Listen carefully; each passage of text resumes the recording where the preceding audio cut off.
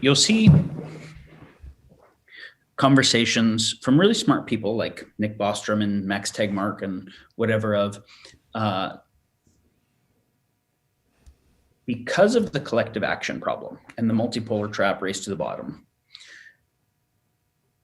and yet because of the complexity of the issues that we face that are beyond what the smartest person could manage by a lot, is the only answer to build a benevolent AI overlord that can run a one world government because it can process the information to make good choices. So as you can guess, my answer is vigorously no. Yep. Not just because I think the optimization function that it would run, no matter how many variables, would end up becoming a paperclip maximizer, but I think its own existential risks are bound up in that process. These guys know this, but it's easy to pick solutions like that compared to the other ones that seem maybe even more likely to go terrible. So then we say, okay, we don't want a one world government run by any of the people we currently have. And we also don't want separate nations where any of them that defect lead everybody into a race to the bottom. So that means that they have to have rule of law over each other because they affect common spaces. So how do you have rule of law over each other without it being one world government and then capture? Oppression or chaos at various scales. And the only answer is the comprehensive education and enlightenment of the people that can check those systems. Now, obviously, the founding of this country was fraught with all the problems that we know of now in particular. And it was still a step forward in terms of a movement towards the possibility of some freedoms from the feudalism it came from. And so I find the study of the foundation of it, the theoretical foundation of it, meaningful to what we're doing right now. And famously, there's this quote from George Washington where he says something to the effect of, I'm going to paraphrase it, the comprehensive education of every single citizen in the science of government should be the main aim of the federal government. And I think it is fascinating. So science of government was his term of art. And science of government meant everything that you would need to have a government of, for, and by the people, which is the history, the social philosophy, the game theory and political science and economics, as well as the science to understand the infrastructural tech stack and whatever, right? The Hegelian dialectic, the Enlightenment ideas of the time. But the number one goal of the federal government is not rule of law.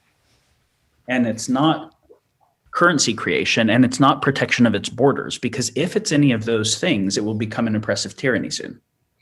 It has to be the comprehensive education of the people if it is to be a government of, for, and by the people. Now, this is the interesting thing. Now I remember where I wanted to go.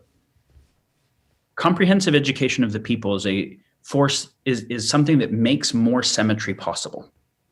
Symmetry of power possible. It's a increasing people's information access and processing is a symmetry increasing function. So everyone who has a vested interest in increasing asymmetries has an interest in decreasing people's comprehensive education in the science of government. And so now let's look at the education changes that happened following World War II in the US. There is a theory, there's a story that I buy that the US started focusing on STEM education, science, technology, engineering, math, super heavily, partly because it was an existential risk, because look what happened with the STEM that the Germans did. And now we know that a lot of the German scientists that we didn't get in Operation Paperclip, the Russians got in Sputnik. And so it's an existential risk to not dominate the tech space. So we need to really double down on STEM, and we need all the smartest guys. We need to find every von Neumann and Turing and Feynman there is. So the smarter you are, the more we want to push you into STEM so you can be an effective part of the system. That's part of the story. But also the thing that Washington said, the education and the science of government, we started cutting civics radically.